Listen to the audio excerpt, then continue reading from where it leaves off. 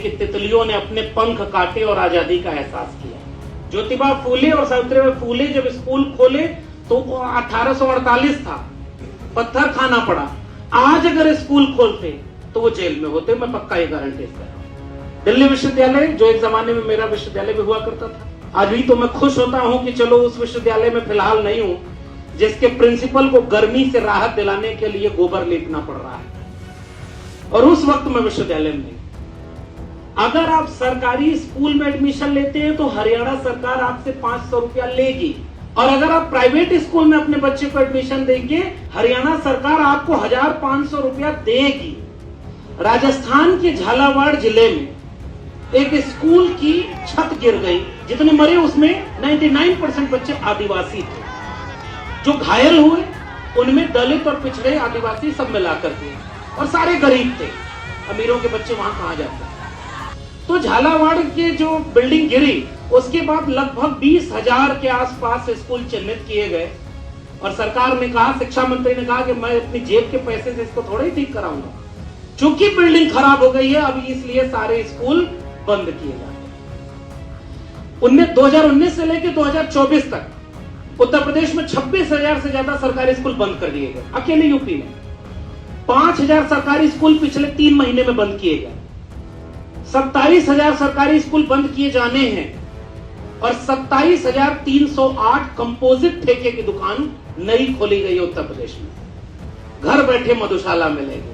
और जितना हम लोगों ने शिक्षा पाई थी, और ये दलितों पिछड़ों आदिवासियों के लिए पूरे देश में इतना विरोधी है कि उनके इंटेलेक्चुअल जब पैदा हो रहे थे तब जो ये डेमोक्रेटाइज हो रहा था, अब ये इनके इंटेलेक्चुअल पैदा होने नहीं देना चाहते। जब HOD पोस्ट पर जाना हुआ तो उसने मंत्रोच्चार कराया था अपने चैम्बर में, तो दूसरा वाला कहा कि 2-4 महीने बाद मुझे अपॉइंटमेंट, मुझे वो कुर्सी मिलने वाली है, अब मैं सोच रहा हूं वहां क्या कराऊं। मैंने कहा तुम अश्वमेध यज्ञ कराना, वरना तुम अगली बार वाइस चांसलर कैसे बनोगे।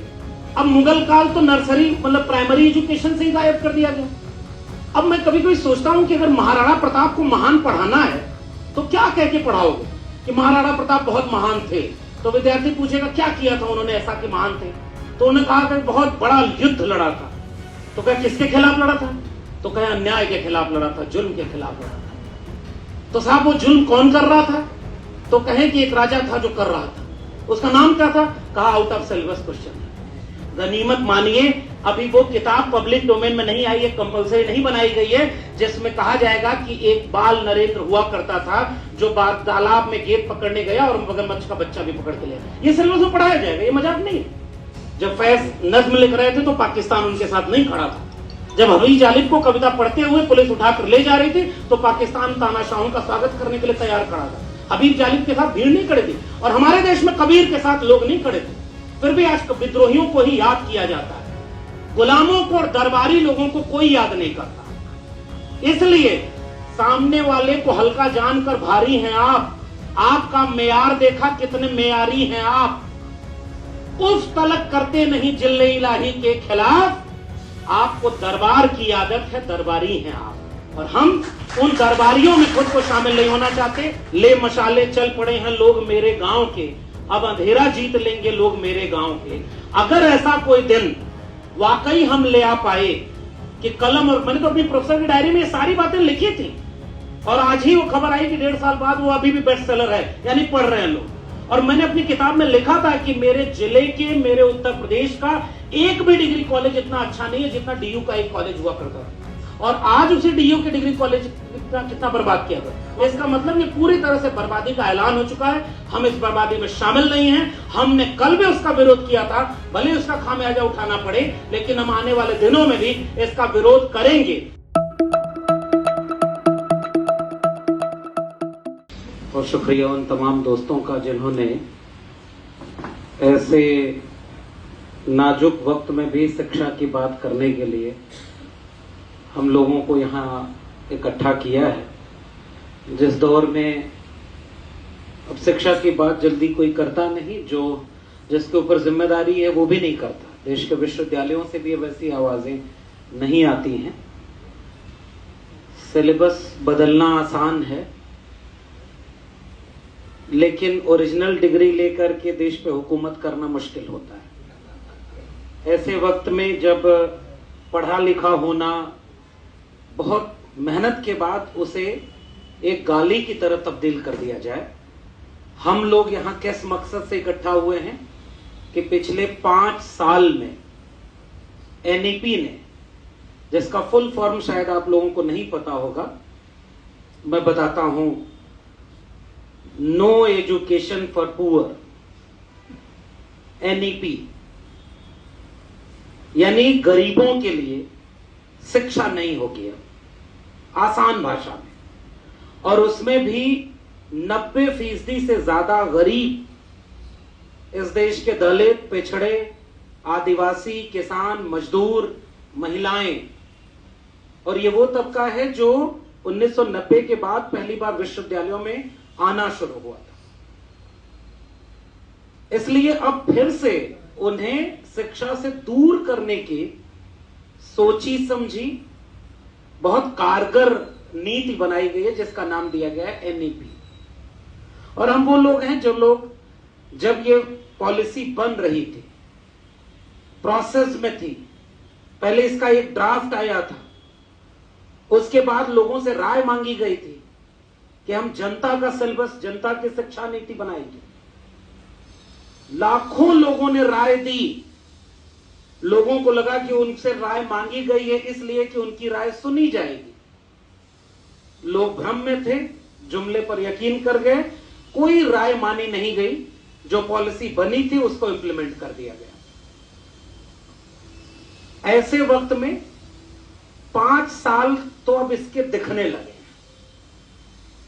हम लोग जब बोला करते थे कि यह शिक्षा नीति बहुत गड़बड़ है, तो लोगों को लगता था कि आप विरोध के लिए विरोध कर रहे हैं।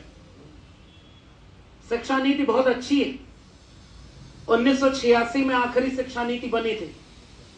देश बदल गया है, अब सब कुछ बदल रहा है, तो शिक्षा नीति भी बदलनी चाहिए। और इसके लिए ये नीति हम नए तरीके से ले आ रहे हैं, और इस शिक्षा नीति से ही अब देश चलेगा। लेकिन तब हम जब शिक्षा नीति लागू हो गई, उसके बाद भी जब विरोध करते थे तो लोग नहीं समझते थे। और मुझे याद है आईसा का ही एक कार्यक्रम था, और जंतर मंतर पे वो एक बड़ा विरोध प्रदर्शन रखा गया था, तकरीबन 3-4 साल पहले।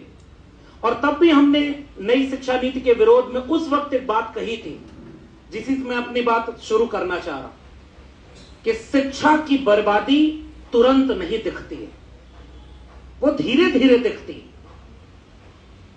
उस समय हम लोगों को यह आगाह कर रहे थे कि बर्बादी दिखेगी तब बचाना मुश्किल होगा। इसलिए इस बात का इंतजार मत करिए कि आपके स्कूल, कॉलेज, विश्वविद्यालय बर्बाद हो जाएंगे तब आप बचाने निकलेंगे। आज 5 साल बाद मैं ये बात कह रहा हूं कि अमूमन अब इस देश की शिक्षा बर्बाद हो चुकी है। इस देश के स्कूल, कॉलेज, विश्वविद्यालय बर्बाद हो चुके हैं। यहां बैठे हुए थोड़े से लोग या इस डॉक्यूमेंट को बनाने वाले जिन भी लोगों ने इसमें भूमिका निभाई है, उन्हें तो मैं क्रांतिकारी सैल्यूट करता हूं कि वो उन लोगों में से हैं जो बर्बादी के बावजूद भी अड़े हैं कि हम बर्बाद होने नहीं देंगे, हम उसे बचाएंगे, लोगों को समझाएंगे कि शिक्षा बचाना जरूरी है। और इस पूरे ड्राफ्ट को कल मेरे पास आया था, मैंने सरसरी निगाह से देखा, पूरे देश भर में वो बर्बादी कैसे दिख रही है वो ये ड्राफ्ट कहता है। एक विश्वविद्यालय की कहानी नहीं है, एक राज्य की कहानी नहीं है, और किसी एक तरह के बर्बादी की भी कहानी नहीं है। आप जितने भी तरह से बर्बादी सोच सकते हैं वो सब इसमें निहित है। इसमें बताया गया है कि पहले यूजीसी बनाया गया था हायर एजुकेशन को फंड देने के लिए, यूनिवर्सिटी ग्रांट कमीशन, यानी अनुदान देगी सरकार और देश में शिक्षा सबको मिल जाए, उसकी जेब की कीमत से न तय हो कि उसको पढ़ने का मौका मिलेगा या नहीं। सोशलिस्ट लोगों का इस देश में नारा हुआ करता था, रोटी कपड़ा सस्ती हो और दवा पढ़ाई मुफ्ती, यानी पढ़ाई और दवाई कम से कम पैसे से न तय हो कि किसको मिलेगी किसको नहीं मिलेगी। ये नई शिक्षा नीति साफ तौर पर यह कहती है कि जिसकी जेब में पैसा होगा अब उसी को शिक्षा मिलेगी। और यह ड्राफ्ट जिन साथियों ने बनाया है, इसे तो मेरा बस चले तो हर जगह, अगर मेरे पास भी कोई अखबार होता, उसका मालिकाना हक होता, तो उसमें मैं इसको बड़े बड़े कार्टून बनवाकर छपवाता कि किन किन विश्वविद्यालयों के ऊपर कितना लोन है। इसमें आंकड़े हैं उसके, दिल्ली विश्वविद्यालय जो एक जमाने में मेरा विश्वविद्यालय भी हुआ करता था, आज भी तो मैं खुश होता हूं कि चलो उस विश्वविद्यालय में फिलहाल नहीं हूं जिसके प्रिंसिपल को गर्मी से राहत दिलाने के लिए गोबर लेपना पड़ रहा है, और उस वक्त मैं विश्वविद्यालय में नहीं। लेकिन जिस विश्वविद्यालय ने हमें बनाया है उसकी बर्बादी देख करके ऐसा लगता है कि हमारी बुनियाद में कोई ऐसा मट्ठा डाल रहा है जो एक दिन पूरे वृक्ष को सुखा देगा। मैं इलाहाबाद यूनिवर्सिटी में पढ़ने गया और हमारे तमाम साथी जब बता रहे थे कि ग्रेजुएशन की फीस कितनी है, पोस्ट ग्रेजुएशन की कितनी है, पीएचडी कितनी है, तो हमें याद आ रहा है कि एक साल की फीस 300 या 350 रुपए हमारी इलाहाबाद यूनिवर्सिटी की हुआ करती थी। पोस्ट ग्रेजुएशन में तो हम लोग टॉपर रहे तो हमें कुछ पैसे मिले थे कि आप पढ़ने में अच्छे हैं, आपको सरकार पैसा देगी। हॉस्टल की फीस नाम मात्र की थी।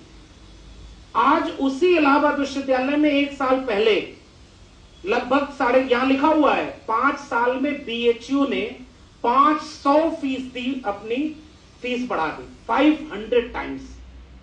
इलाहाबाद यूनिवर्सिटी में जब फीस बढ़ी और जो बच्चे प्रोटेस्ट कर रहे थे उन सबको जेल में डाल दिया, उन्हीं पे मुकदमा कर दिया जो आंदोलन कर रहे थे। इस समय ये दस्तावेज जब मैंने पढ़ा तो मुझे दिखा कि देश में कोई यूनिवर्सिटी ऐसी बची नहीं। इसमें एक जगह दिल्ली यूनिवर्सिटी का एक आंकड़ा लिखा हुआ है, नेहा जी आप लोग बताइएगा गलत पढ़ा कि मैंने सही, कि पहले दिल्ली यूनिवर्सिटी या 100 करोड़ रुपया फीस से पाती थी और अब जो है 200 करोड़ रुपया उसे मिल रहा है। फीस बढ़ गई है, सेल्फ फाइनेंस कोर्सेज बन गए और लोन बढ़ गया। ये नई शिक्षा नीति की वो बर्बादी है जिसको हम लोग पहले कहते थे कि शिक्षा महंगी हो रही है। अब बर्बादी ये है कि अगर आपकी जेब में पैसा नहीं है तो आपको शिक्षा नहीं मिलेगी। अब दूसरा उदाहरण, यहां एक छोटा सा अखबार का कतरन लगी हुई है जिसमें लिखा हुआ है कि 10 वर्षों में 89,441 स्कूल, सरकारी स्कूल बंद हुए हैं। 61% यूपी एमपी में और बाकी 14% बाकी बंद होते गए। मैं इस आंकड़े को संशोधित करूं, देश भर में घूमने का मौका मिला। दिल्ली यूनिवर्सिटी ने जब हमें निकाला तो देश भर के लोगों ने बुलाया और हर जगह एक कॉमन चीज देखी। मिसाल के तौर पर महाराष्ट्र में जब मैं गया तो उन्होंने बोला कि 51 से 52 हजार स्कूल बंद कर दिए गए एक राज्य में। मध्य प्रदेश में बंद किए गए, अभी भी बंद किए जा रहे हैं। हरियाणा का वो आंकड़ा मुझे अच्छा लगा, इसमें भी है। अगर आप सरकारी स्कूल में एडमिशन लेते हैं तो हरियाणा सरकार आपसे 500 रुपया लेगी, और अगर आप प्राइवेट स्कूल में अपने बच्चे को एडमिशन देंगे तो कुछ दिन बाद रीइंबर्समेंट के जरिए हरियाणा सरकार आपको 1,500 रुपया देगी कि आप अपने बच्चे को प्राइवेट स्कूल में पढ़ाइए। तो सरकारी में पढ़ाएंगे कि प्राइवेट में पढ़ाएंगे? और सबसे अच्छा मॉडल कहां हो सकता है शिक्षा की बर्बादी का? वो वहीं का मॉडल है जहां से मैं आता हूं, उत्तर प्रदेश का। उत्तर प्रदेश मतलब अद्भुत मॉडल है, उससे अच्छा मॉडल तो देश में हो ही नहीं सकता। हालांकि उसको चुनौती अभी दी है राजस्थान में। राजस्थान के झालावाड़ जिले में एक स्कूल की छत गिर गई, बच्चे दब गए, मर गए। कितने बच्चे? जितने मरे उसमें 99% बच्चे आदिवासी थे। जो घायल हुए उनमें दलित और पिछड़े आदिवासी सब मिलाकर थे, और सारे गरीब थे। अमीरों के बच्चे वहां कहां जाते हैं? तो झालावाड़ के जो बिल्डिंग गिरी उसके बाद लगभग 20,000 के आसपास स्कूल चिन्हित किए गए, और सरकार ने कहा, शिक्षा मंत्री ने कहा कि मैं अपनी जेब के पैसे से इसको थोड़ा ही ठीक कराऊंगा, चूंकि बिल्डिंग खराब हो गई है अब इसलिए सारे स्कूल बंद किए जाते हैं। यह चुनौती उत्तर प्रदेश को राजस्थान ने दी। मैं कह रहा हूं कि फिर भी मॉडल उत्तर प्रदेश का सबसे बेस्ट क्यों है कि उसने फरमान निकाला कि 50 से कम स्कूल में जिसमें विद्यार्थी होंगे हम उन स्कूलों को क्लोजर मर्जर, हम लोग, मुझे आज भी याद है आयसा का जब सम्मेलन था, हम लोग डूटा में हुआ करते थे, वहां बाकायदे बड़े बड़े पोस्टर पर हम लिख के ये बात बताते थे कि ये क्लोजर और मर्जर की पॉलिसी ये विश्वविद्यालयों में नए स्कूल कॉलेज जो खुले उसको बंद करने के लिए लाई गई है। और न्यू एजुकेशन पॉलिसी कहती है कि 45,000 डिग्री कॉलेज बंद होकर के 20 साल में 15,000 पे लाए जाएंगे। तो राजस्थान सरकार 100 करोड़ रुपया मंदिरों के पुनरुद्धार के लिए खर्च कर रही। अब ये कार्यक्रम चल रहा था, पूरा ये बंद है, जाल लगा हुआ है, और यहां कुछ बंदर आ गए। अगर हम दिल्ली सरकार के मंत्री होते तो इस पर फोटो खींच के ट्वीट लगाते कि आज जैसे ये कार्यक्रम हो रहा था साक्षात भगवान खुद आकर के कहे कि नहीं, लड़ो पढ़ाई करने वालों के लिए, बहुत अच्छा कार्यक्रम, हम भी शामिल हैं। अगर आप लोग लिंक कर पा रहे हो तो इसका मतलब आप अपडेट हैं दिल्ली सरकार के मंत्री से। ऐसे वक्त में दिल्ली सरकार और दिल्ली विश्वविद्यालय कितने % लोन पर चल रहा है? सरकारी स्कूल जो एमसीडी के हुआ करते थे उनकी हालत क्या है? उसका मॉडल उत्तर प्रदेश ने डेवलप किया। पहले उन्होंने आदेश दिया कि 50 से कम स्टूडेंट जहां होंगे उनको बंद कर देंगे, फिर ले आए कि 30 से कम पे बंद कर देंगे, फिर ले आए 20 से कम पे बंद कर देंगे, और इतने सारे नियम कायदे बने थे, सबको बंद कर रहे। वहां कुछ लोगों ने, कुछ सोशलिस्ट लोगों ने कहा कि हम अपनी पाठशाला चलाएंगे, तो जो बंद कर दिए गए स्कूल हैं उसके बाहर लोगों को बुला के लोग पढ़ाने लगे, तो यूपी सरकार उनके ऊपर मुकदमा कर दे रही है कि हम चाहते हैं स्कूल बंद हो और तुम बच्चों को पढ़ाओगे। हम इसलिए भी स्कूल बंद कर रहे हैं ताकि जनता पढ़ने लगे, जनता पढ़ाने लगे। इसलिए 27,000, मेरे पास एक आंकड़ा है, अभी चूंकि बहुत वक्ता है इसलिए ज्यादा समय नहीं लेना चाहता। आंकड़े आपने बहुत सारे आंकड़े इसमें शामिल कर दिए, इसलिए मैं आंकड़ों को इन्हीं में अपनी सहमति दर्ज करते हुए कह रहा हूं। 2019 से लेकर 2024 तक उत्तर प्रदेश में 26,000 से ज्यादा सरकारी स्कूल बंद कर दिए गए। अकेले यूपी में 5,000 सरकारी स्कूल पिछले 3 महीने में बंद किए गए। 27,000 सरकारी स्कूल बंद किए जाने हैं और 27,308 कंपोजिट ठेके की दुकान नई खोली गई है उत्तर प्रदेश में। घर बैठे मधुशाला मिलेगी। एक बार संतों ने कविता लिखी थी, बहुत अच्छी कविता थी, अब चूंकि समय कम है इसलिए एक लाइन सुनाता हूं कि मदिरा तो घर घर फिरे, गोरस तो घर घर फिरे, मदिरा बैठ बिकाए, अलग अलग पथ बतलाते सब पर मैं ये बतलाता हूं, राह पकड़ तू एक चला जा मिल जाएगी मधुशाला। क्या क्या लिखते हरिवंश राय बच्चन को भी नहीं पता था एक दिन गांव गांव में मधुशाला खुल जाएगी। उत्तर प्रदेश सरकार जितने सरकारी स्कूलों को बंद किए उतना ठेका खोल दिए। इससे तय हो रहा है कि आप अगली पीढ़ी को शिक्षित नहीं करना चाहते, और इसलिए इस किताब में तो वो भी आंकड़े दिए हुए हैं जितनी बातें हमें कहनी थी कि शिक्षा की बर्बादी में सिलेबस बदलने से लेकर के फीस महंगा होना तो एक बात है साहब, फिर भी कुछ लोग अगर फीस लेकर के पहुंच गए। अब मुगल काल तो नर्सरी मतलब प्राइमरी एजुकेशन से ही गायब कर दिया गया। अब मैं कभी कभी सोचता हूं कि अगर महाराणा प्रताप को महान पढ़ाना है तो क्या कह के पढ़ाओगे कि महाराणा प्रताप बहुत महान थे, तो विद्यार्थी पूछेगा क्या किया था उन्होंने ऐसा कि महान थे, तो उन्होंने कहा कि बहुत बड़ा युद्ध लड़ा था। तो क्या किसके खिलाफ लड़ा था? तो कहे अन्याय के खिलाफ लड़ा था, जुल्म के खिलाफ लड़ा था। तो साहब वो जुल्म कौन कर रहा था? तो कहे कि एक राजा था जो कर रहा था, उसका नाम क्या था? कहा आउट ऑफ सिलेबस क्वेश्चन है, क्योंकि अकबर को तो पढ़ाना ही नहीं है सिलेबस में। तो पूरा मुगल काल हटा करके आप किसकी गौरव, अब शिवाजी को महान कैसे बताओगे? अब सोचिए मूर्खता का आलम। मैं बधाई देना चाहता हूं अपने तमाम कॉमरेड साथियों को। प्रोफेसर इरफान, उनका बयान आपने लगाया है कि वो हुकूमत में हैं, वो जो चाहे सिलेबस में बताएं। गनीमत मानिए अभी वो किताब पब्लिक डोमेन में नहीं आई है, कंपलसरी नहीं बनाई गई है, जिसमें कहा जाएगा कि एक बाल नरेंद्र हुआ करता था जो तालाब में गेंद पकड़ने गया और मगरमच्छ का बच्चा भी पकड़ के लिया। ये सिलेबस में पढ़ाया जाएगा, ये मजाक नहीं है। आपके हरियाणा सरकार ने गीता को कंपलसरी किया था और डीयू में हिंदू अध्ययन केंद्र खोला है। तो हिंदू अध्ययन केंद्र खोलोगे, मुगल काल को गायब करो। अच्छा, हिंदू को बड़ा दिखाओगे कैसे? ज्यादा पीछे चले जाओगे, मान लो मुगलों से पीछे अगर गलती से तुम चले गए और विद्यार्थी पूछने लगे कि ये गले में मटका और पीठ पे झाड़ू किसने बांधा था, उसका नाम क्या था? इसलिए इतिहास को बदलना सबसे खतरनाक काम हो रहा है। उन्होंने पूरा सिलेबस कम्युनल बना दिया है। वो सावरकर को सिलेबस में ले आ रहे हैं और अंबेडकर से उनको डर लगता है। अंबेडकर के विचार को नहीं मानना चाहते और इसलिए वो ऐसा नागरिक तैयार करेंगे जो आरएसएस की शाखा का निकला हो। आखिरी में एक दो किस्सा सुना करके बात खत्म कर रहा हूं। रविन्द्रनाथ टैगोर ने एक कहानी लिखी थी बहुत प्यारी, उसको सुनिएगा आज की शिक्षा से। गोपाल जी बैठे हुए हैं।